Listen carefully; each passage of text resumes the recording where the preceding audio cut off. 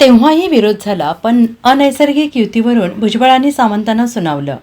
BJP सेना युतीचा इतिहास सांगितला. एकनाथ शिंदे यांच्या शिवसेनेचे नेते उदय सामंत यांनी भाजपा, राष्ट्रवादी आणि शिवसेना या तीनही पक्षांच्या युतीबाबत मोठं भाष्य केलंय.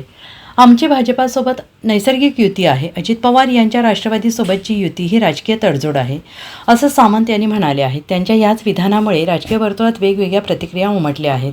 सामंतांच्या या विधानावर अजितदादांच्या पक्षातील नेते तथा मंत्री छगन भुजबळ यांनी 1988-89 सालातील दाखला दिला आहे.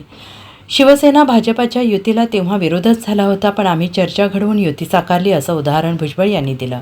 राष्ट्रवादी आणि शिवसेना यांच्यातील युती ही नैसर्गिक नाही, ते राजकीय तडजोड आहे, असं उदय सामंत का म्हणाले हे त्यांना विचारावं लागेल. नैसर्गिक आणि अनैसर्गिक काय असतं हेही त्यांना विचारावं लागेल. 1988-89 साली भाजपा आणि शिवसेनेची युती झाली होती. ही युती तेव्हा अस्तित्वात येण्यास अडचण होत होती. मी आणि शिवसेनेचे दिवंगत नेते मनोहर जोशी तसेच भाजपाचे दिवंगत नेते प्रमोद महाजन आणि गोपीनाथ मुंडे असे 4 जण युती घडवून आणण्याच्या प्रक्रियेत होतो.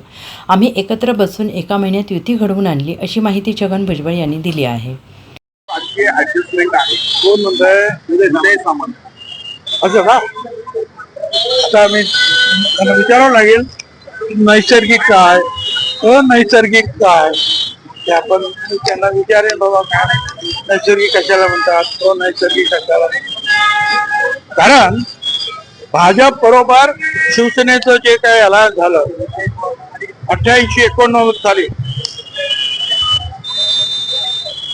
त्यावेळेला ते होत नव्हतं.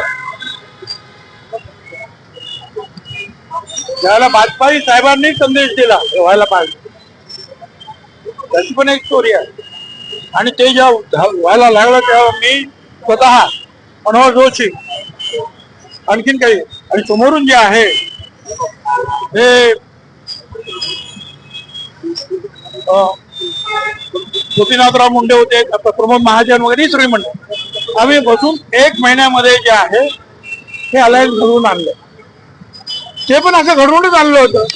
नैसर्गिक जे असतं ते असंच होऊन जातं. ते घडवून आणण्यासाठी प्रयत्न नाही करावे लागेल. त्यावेळेला काही लोकांचा विरोध होता आणि गोष्टच सांगायचा भाजपचा विरोध होता आणि भाजप सांगत होते की हे प्रांतिक पक्ष आहे आणि आपला भारतीय पक्ष आहे, त्याच्यामुळे नाही करायचं. परंतु वाजपेयी साहेबांनी संदेश दिला बाळासाहेबांना आणि आम्हाला, आणि त्यांचे शब्द हे होते कि बाला साहब आपके पास भुजबल है तो हमारे पास बुद्धिबल है, हम दोनों एक हो जाएंगे तो चमत्कार हो जाएगा. त्यातून एक संदेश आहे. भुजबल म्हणजे तुमच्याकडे शक्ती आहे आणि आमच्याकडे युक्ती आहे. शक्ती आणि युक्तीचा संगम होईल. त्यानंतर जे आहे सगळं वातावरण निवळलं आणि सगळं एकत्रीकरण झालं. आता ते नैसर्गिक व्हायला सुद्धा जे प्रयत्न करावे लागले. धन्यवाद. त्यावेळेला येतात त्यावेळेला प्रमुख सगळे अधिकारी उपस्थित असणं महत्वाचं आहे.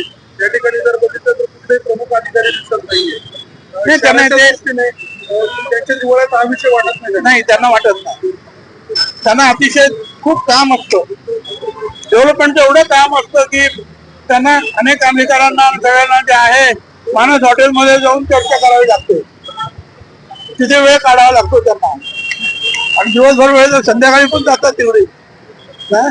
ते सगळं काय माहिती आहे मला, त्याच्यामध्ये फार बिझी आहे. पण मला त्याची काही गरज नाही आणि मी मंत्री म्हणून आलोच नाही. मी नाशिकचा नागरिक म्हणूनच प्रयत्न करतोय. आमदार असेल नसेल, मंत्री असेल नसेल, पण जो काय माझा अनुभव आहे मुंबई शहरातील या सगळ्या गोष्टींचा, त्या दृष्टीने मी माझे मत मांडतोय. आणि पोलिसांचे आणि म्युन्सिपालिटीचं हे काम आहे, त्यांनी करायला पाहिजे.